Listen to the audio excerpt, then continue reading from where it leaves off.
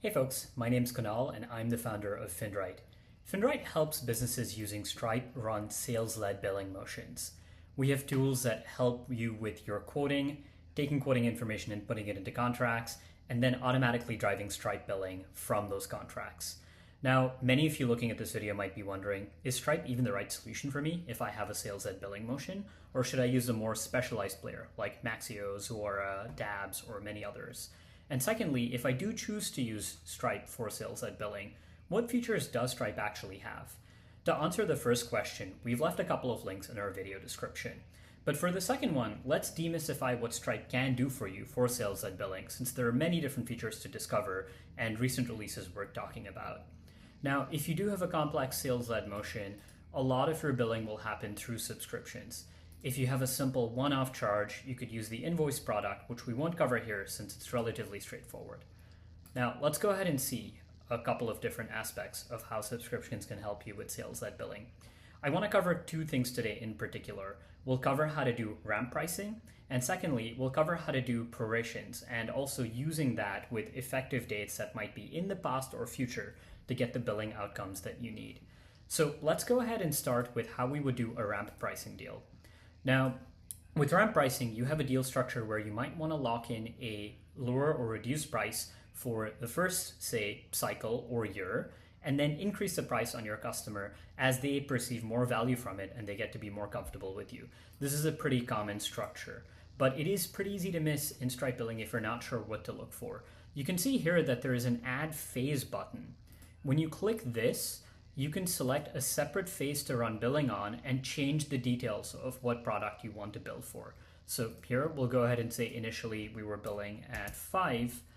We'll go ahead and bill for 10. You can go ahead and save that, and you'll see that there's actually two different phases here that you now have, and you can use this to combine different products kicking in at different points of time or drive ramp pricing for the same particular product. The second thing that I wanted to touch on today is how we can use Stripe's prorations and scheduling features to be able to bill backdated bills or bill in the future so that you can sync up your effective date with your billing. Let's go ahead and take a look at how that works. I'm going to move us back to having one phase over here. And let's first walk through a situation where, say, your contract started in the past, but you're just getting to billing for it today. How do you backdate that subscription? So we're now on the 17th. Let's say we discovered a contract that was due on the 1st of June. So we'll start this on the 1st of June and we'll make this a forever subscription. And so you can see here already that Stripe does allow you to backdate subscriptions, which is a relatively recent addition to the dashboard. And then you set your billing cycle over here. So what this will do is it will determine the date at which the next invoice is going to cycle. So you'll see that your next invoice after today's will be over here. Now, there's a couple of nuances here in terms of how you can bill for the period that has elapsed. Because we're on the 17th today, we're midway through that first cycle between the 1st of June and the 1st of July.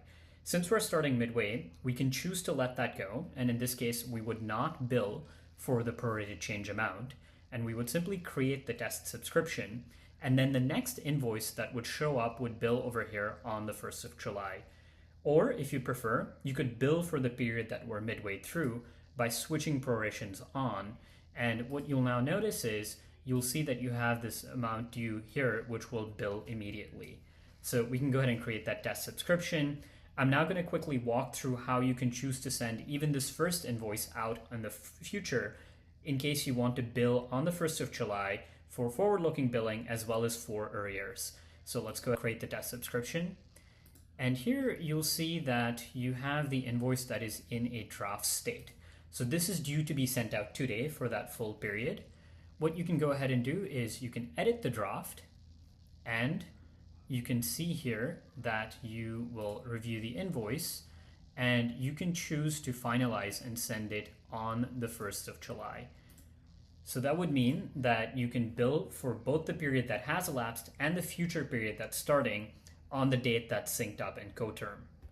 The other thing worth covering pretty quickly is how to bill in the future. So this one is relatively straightforward, but let's say that you receive the contract early, you know it's going to start in the future. Stripe does let you bill in the future, so you can pick the 1st of July over here. And just the nuance here that we did want to cover this case for is you might see that the date of issue on the preview invoice is the 17th, but fear not, this invoice will actually generate and send on the 1st of July. When you go ahead and create the subscription, you'll see that it actually lives here on the scheduled tab over here. This is where you'd interact with it if you need to make edits or cancel it. With that, we hope we've cleared up some confusion around certain sales-led billing features that Stripe has.